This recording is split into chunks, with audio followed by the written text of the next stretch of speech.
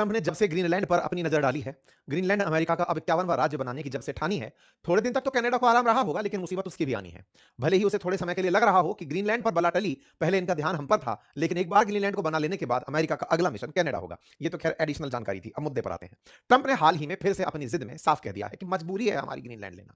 हम चाहते नहीं हैं, लेकिन क्या करें, मजबूर हैं, हमें ग्रीनलैंड चाहिए होगा। बिना ग्रीनलैंड के गुजारा नहीं होगा। ग्रीनलैंड वालों, तुम्हारे पास दो ऑप्शन है, या तो तुम रूस और चाइना की शरण में चले जाओ, या फिर सीधे अमेरिका चले आओ। ये कार्टून मजाक में नहीं है। व्हाइट हाउस ने खुद इसे पोस्ट कर दिया है। मतलब ये है कि फिलहाल ग्रीनलैंड को लेकर अमेरिका एकदम स्पष्ट हो चुका है कि ग्रीनलैंड हमारा है। लेकिन यूरोप क्या करे, बेचारा नाटो में साथ था। उम्मीद थी कि कभी अमेरिका उसके साथ धोखा नहीं करेगा। आज यूरोप को खुद अपनी सेनाएं इस डर से वहां भेजनी पड़ रही हैं कि अमेरिका ग्रीनलैंड पर कब्जा कर लेगा। वारे समय, कभी ये सब लोग मिलकर एक साथ रहा करते थे। कभी ये 32 देश एक साथ इसलिए हुआ करते थे कि हम पर कोई हमला करेगा तो उस पर हम हमला कर देंगे। लेकिन क्या करें, अब एक जब एक को खा रहा है, ग्रुप के अंदर का एक सदस्य दूसरे को खा रहा है, तो हाल कैसे होंगे वो आपके सामने है। इस बीच में डेनमार्क के मिनिस्टर ने कहा है कि देखिए, आप लोग अगर इस तरह की हरकत करेंगे तो विकल्प हमारे पास युद्ध लड़ने के अलावा कुछ नहीं होगा। इसके चलते ग्रीनलैंड और डेनमार्क के मंत्री अमेरिका आए और मुलाकात किए। मेरे प्यारे साथियों, ग्रीनलैंड पर जितने भी अपडेट हैं, सिलसिलेवार तरीके से आपको इस चैनल पर दिए जा रहे हैं। भविष्य में भी मिलते रहेंगे। बेहतर है आप सब्सक्राइब कर लें। चैनल अगर आप सब्सक्राइब कर लें तो जैसे ही हमारा वीडियो आए आप तक नोटिफिकेशन आ जाए और हमारे लिए आप तक सूचना पहुंचाना आसान हो जाए। चलिए आगे बढ़ते हैं।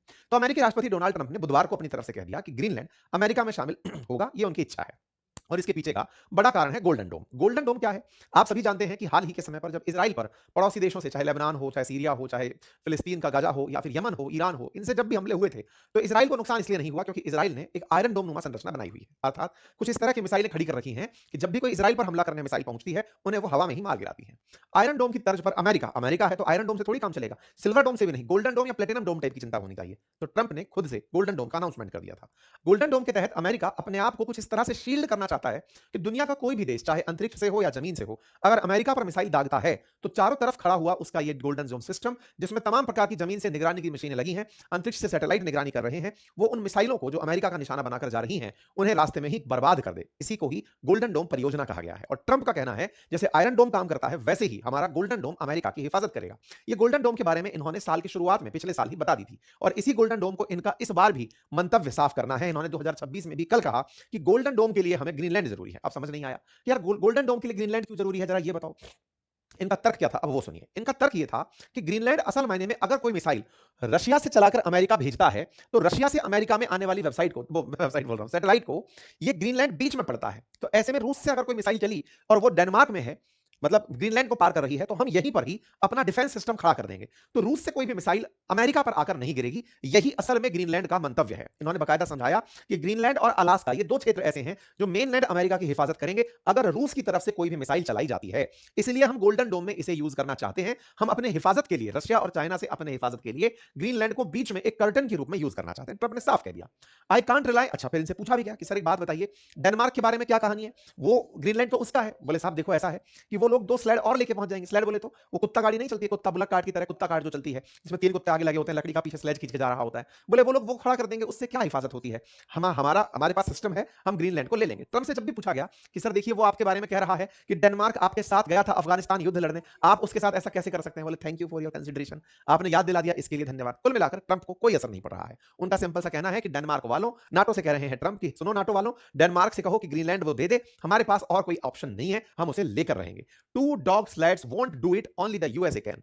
ग्रीनलैंड को कोई नहीं बचा सकता, और वो जो कुत्ता गाड़ी है ना, वो तो बिल्कुल नहीं बचा सकती, हम ही उसकी हिफाजत कर सकते हैं। कुल मिलाकर के ये कुत्ता गाड़ी दिखाते हैं और कहते हैं कि डेनमार्क वाले ग्रीनलैंड की हिफाजत में ऐसी कुत्ता गाड़ियों से काम चला रहे हैं, स्लैड से काम चला रहे हैं, उससे कुछ नहीं होगा। चीन से और रूस से बचाना होगा तो आपको हमारी जरूरत पड़ेगी। कुल मिलाकर व्हाइट हाउस ने खुद से ग्रीनलैंड वालों से पूछा, बताओ भाई ग्रीनलैंड वालों, कहां जाना चाहते हो, रशिया, चाइना या फिर अमेरिका? तुम्हें तो कहीं ना कहीं जाना पड़ेगा। ट्रंप ने उल्टा दाव चलते हुए कहा कि नाटो देशों, आपको तो मेरी मदद करनी चाहिए, अमेरिका को मजबूत करिए ताकि मैं आपकी हिफाजत करूंगा।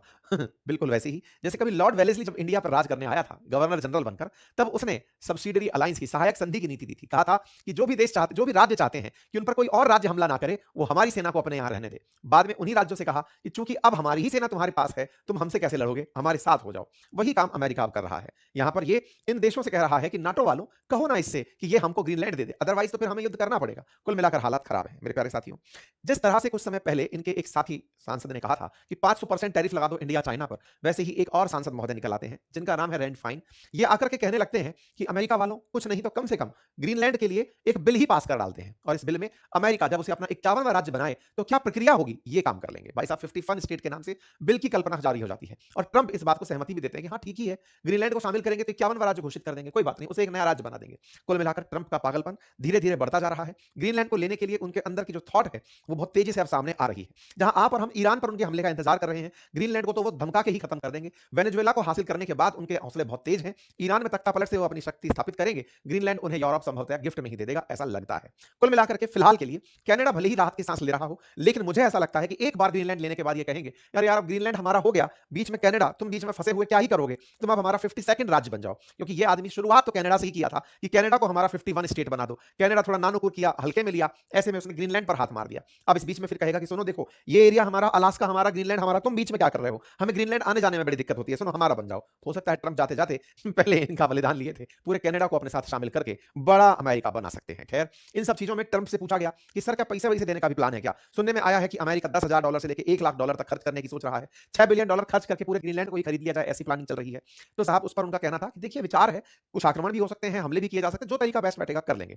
इस बीच में ग्रीनलैंड वालों से पूछा गया तुम क्या चाहते हो, तो बोले हम अमेरिका के साथ नहीं जाना चाहते, बोले तो हम डेनमार्क के साथ खुश हैं। तो ग्रीनलैंड वालों ने अपनी तरफ से ट्वीट करके दिखाया कि हम यूरोपियन यूनियन, डेनमार्क और ग्रीनलैंड रह के खुश हैं, हमें अमेरिका जाने की जरूरत नहीं है और हमें अमेरिका को अपने पास से दूर भगाना होगा। भाई साहब डेनमार्क के वृद्ध जन सड़कों पर उतर आए, कोपेनहेगन के अंदर अमेरिकी एम्बेसी के बाहर प्रदर्शन करने लगे कि साहब अमेरिका हमारे साथ ऐसा ना करो। इस प्रोटेस्ट को देखकर मुझे समझ में आया कि असल मायने में अमेरिका के हौसले इतने बुलंद क्यों हुए। आप इस तस्वीर को और इस वीडियो को अगर गहराई से देखें तो आप डेनमार्क में प्रदर्शन कर रही पॉपुलेशन को देखें तो वो एक एजिंग पॉपुलेशन है, लगातार वृद्ध होते देश हैं। ये वो विकसित राष्ट्र हैं जहां पर human development index top level का है, जीवन जीने की प्रत्याशा हाई लेवल पर है, तमाम प्रकार की सुख संपत्ति, प्रति व्यक्ति आय सब कुछ बेस्ट है, लेकिन लोग नहीं है। वृद्ध होते लोगों में अब लड़ने की जी विशा नहीं है। ऐसे में इन लोगों के प्रदर्शन को देखकर अंदाजा लगाया जा सकता है कि ये सब बुजुर्ग हैं, एवरेज एज इनकी बहुत ऊपर जा चुकी है, ये युद्ध लड़ नहीं पाएंगे, ऐसी स्थिति में दिखाई पड़ते हैं। प्रोटेस्टर्स में जिस तरह का शांत प्रोटेस्ट दिख रहा है उसे देखकर ट्रंप के हौसले क्यों बढ़ रहे हैं वो समझ में आते हैं। लेकिन इसी बीच में ग्रीनलैंड के पीएम और डेनमार्क के पीएम जनता के सामने आते हैं। आप पूछेंगे ग्रीनलैंड तो डेनमार्क के अंडर में है, पीएम कहां से आ गया। ग्रीनलैंड अपने आप को किंगडम ऑफ डेनमार्क के अंदर एक ऑटोनॉमस देश मानता है, जिसके मेजर डिसीजन डेनमार्क करता है, छोटे मोटे डिसीजन ग्रीनलैंड वाले ही कर लेते हैं। ऐसे में जो जेंस फ्रेडरिक नील्सन है जो कि डेनमार्क के ग्रीनलैंड के पीएम है, उन्होंने कहा कि हम लोग डेनमार्क के साथ रहना चाहते हैं। डेनमार्क को इस बात से बड़ी उम्मीदें जती कि चलो बढ़िया है, ग्रीनलैंड के पीएम ने कह दिया है कि नाटो हमारी सुरक्षा करे, अब नाटो से उम्मीदें हैं कि नाटो तुम बताओ क्या करोगे। ऐसे में डेनमार्क और ग्रीनलैंड के जो रिप्रेजेंटेटिव्स हैं वो अमेरिका पहुंचते हैं। ये कल की तस्वीरें हैं जब डेनमार्क और ग्रीनलैंड के, डेनमार्क के विदेश मंत्री और ग्रीनलैंड के मंत्री सब पहुंचते हैं अमेरिका में। उनका जिस प्रकार से आवाभगत हो रहा है उसे देखकर लगता है कि उन्हें काउंट ही नहीं किया जा रहा है कि तुम हमारे लिए मायने भी रखते हो। तस्वीरों को देखकर ऐसे लग सकता है जैसे पार्क में घूमने निकले हुए लोग हैं, ये जा रहे हैं किसी कार्यालय दफ्तर में, सेक्रेटेरिएट में काम कराने के लिए। ये जाते हैं, मुलाकात से पहले तस्वीरें डालते हैं, कहा जाता है कि दोनों मिलकर के मिनिस्टर ऑफ फॉरेन अफेयर से मिलने के लिए आए हैं।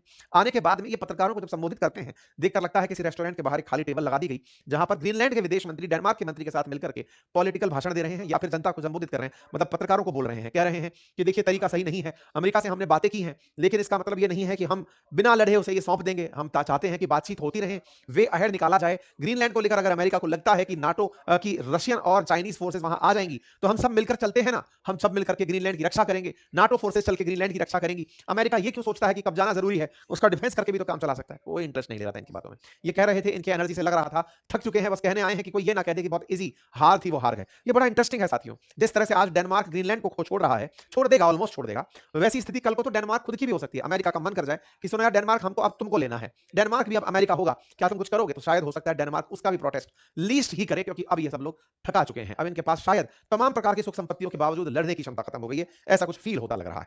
इस बीच में ये यूरोपियन देशों से आह्वान करते हैं कि देखो नाटो के भरोसे मत रहो, हमें ग्रीनलैंड के लिए चलना होगा, यूरोप का एक हिस्सा संकट में है, तो यूरोप के देश इकट्ठे होते हैं कि चलो चलो चलो चलो हमको चलना है, ग्रीनलैंड को बचाना है। बस इसी काम के लिए कनाडा, फ्रांस, इन सब ने अपनी, जर्मनी, स्वीडन, फ्रांस, नॉर्वे, इन सब ने अपनी सेना को भेजना तय करा कि बोले चलो न्यूक में भेज दो, ग्रीनलैंड में जो न्यूक है वहां पर भेज दो। यहां पर तमाम प्रकार के स्वीडन से सब जगह से ऑफिसर्स जो हैं वो ग्रीनलैंड पहुंचना शुरू हो जाते हैं, मैक्रोन भी, लेकिन सब सब एक नंबर के चालू लोग हैं, हर जगह लिख ये रहे हैं कि डेनमार्क के कहने पर हम अपनी सेना भेज रहे हैं। It is an Denmark request that Sweden is sending personal from Arctic forces, operation Arctic endurance के लिए डेनमार्क के कहने पर हम अपनी सेना भेज रहे हैं। हद है यार। इमानुएल मैक्रोन लिख रहे हैं, at the request of Denmark I have decided that France will participate joint exercise organized by Denmark in Greenland Operation Arctic diplomatic endurance. The first French military elements are already on their way, other will follow. इनकी खुद की हिफाजत करने की क्षमताएं नहीं है, लेकिन हाँ हर किसी, Norway has announced that it is sending soldiers to Greenland on Danish request. मतलब इससे ज्यादा क्या इंसल्ट हो सकती है। डेनमार्क खुद मुझे लग रहा है थाली में परोस के ट्रंप को ग्रीनलैंड दे देगा, क्योंकि इसके सहयोगी देश ही इसकी बेइज्जती कर रहे हैं। यूरोप के देश सेना भेज रहे हैं, बोले तुमने कहा था तो भेज रहे हैं, बाकी तुम तो हमारी क्या ही थे। भाई साहब, यूरोप के अंदर जिस प्रकार की एकता दिख रही है, उसे देख के तो लग रहा है कि अब दुनिया के बाकी देशों को खुद से पहुंच जाना चाहिए कि सुनो ये यूरोप का देश हमें पसंद है, ले लेना चाहिए। अब तो ऐसा होना चाहिए कि जिनके पास में न्यूक्लियर बॉम्ब है, नॉर्थ कोरिया को खुद उठ के जाना चाहिए कि सुनो अब हमको डेनमार्क पसंद आ रहा है, ले रहे हैं। फिर वो कह रहे हैं नहीं हमको स्वीडन पसंद आ रहा है, हमको लेना है, ले लेते हैं, क्योंकि इनके सबके हाथ में से दम खत्म हो चुका है। आप सोच रहे हैं मरी सी फोर्स ये भेजते हैं, हर जगह लिखते हैं डेनिश रिक्वेस्ट पर हम भेज रहे हैं। खुद कोई इस बात की अकाउंटेबिलिटी नहीं ले रहा है कि हमें डेनमार्क के साथ होना चाहिए, कि यूरोप को एक होना चाहिए। यहां पर सब फोर्सेस भेज दी जाती हैं ग्रीनलैंड में, ये दिखावे की फोर्सेस हैं। अमेरिका जब कहेगा धप, ये सब लोग यहां से भाग के निकल लेंगे। ठीक है, फोर्सेस दिखाई देती हैं, सैनिक निकलते हुए दिखाई देते हैं, माइनस टेंपरेचर में दिखाई देते हैं। उर्सुला वॉन डेन से पूछा जाता है मैडम जी आप क्या कहेंगी, कहते हैं Greenland belongs to its people, so it's up to Denmark and Greenland and only to them to decide on matter. मतलब यू का कोई लेना देना ही नहीं है। बोले ग्रीनलैंड और डेनमार्क डिसाइड करें, उनको क्या करना है, हमारा क्या है। Greenland is part of NATO भाई साहब। खैर जो भी है, कुल मिलाकर के डेनमार्क की सेना, डेनमार्क के विदेश मंत्री, डेनमार्क के रक्षा मंत्री, उन सबके हाव भाव और बॉडी लैंग्वेज से ये लग रहा है कि ये चाहते हैं कि ट्रंप बस ग्रीनलैंड तक ही सीमित रह जाए, कल को ये ना कह दें कि सुनो अब हमें डेनमार्क भी लेना है। बस इस तरह की इनकी रिएक्शंस और रेपुटेशन दिख रही है। खैर जो भी होगा, ग्रीनलैंड को लेकर के जो भी हो, लेकिन ट्रंप इस समय बढ़िया डिस्ट्रक्टर बनकर मार्केट में चल रहे हैं। चाइनीज लोग तो बड़े आराम से इनके आनंद ले रहे हैं कि आजकल नशा कर रहे हैं किस बात का, बोले हेजीमोनी, मेरा वर्चस्व होना चाहिए। एक दिन वेनेजुएला सूंगा, एक दिन ग्रीनलैंड सूंगा, एक दिन ईरान सूंगा, बोले निपटाओ इन सब देशों को। कुल मिलाकर के ट्रंप का वार गेम चल रहा है, वर्चस्व की अभिलाषा है और पीक पर ये चल रहे हैं। बाकी आप लोग इस विषय पर क्या सोचते हैं, अपनी राय जरूर दीजिएगा। चैनल पर नए हैं तो सब्सक्राइब कर लीजिए। इस बीच में रूस वाले बड़े आनंद ले रहे हैं। रूस वाले कह रहे हैं कि अरे कम से कम ग्रीनलैंड वालों और कुछ नहीं तो रशिया में शामिल हो जाओ, फिर देखो क्या आनंद दिलाते हैं। भाई साहब कुल मिलाकर के दिमित्री मेदवेदेव ने यही कहा कि ईयू में दम नहीं बचा है, अगर किसी को आना है हमारे साथ आ जाओ, बचा लेंगे तुम लोगों को। लेकिन ये अमेरिका की तरफ ही जाकर बसेंगे, रूसियों से तो इनको नफरत है ना। खैर जो भी है, कुल मिलाकर बस इतना ही है। चैनल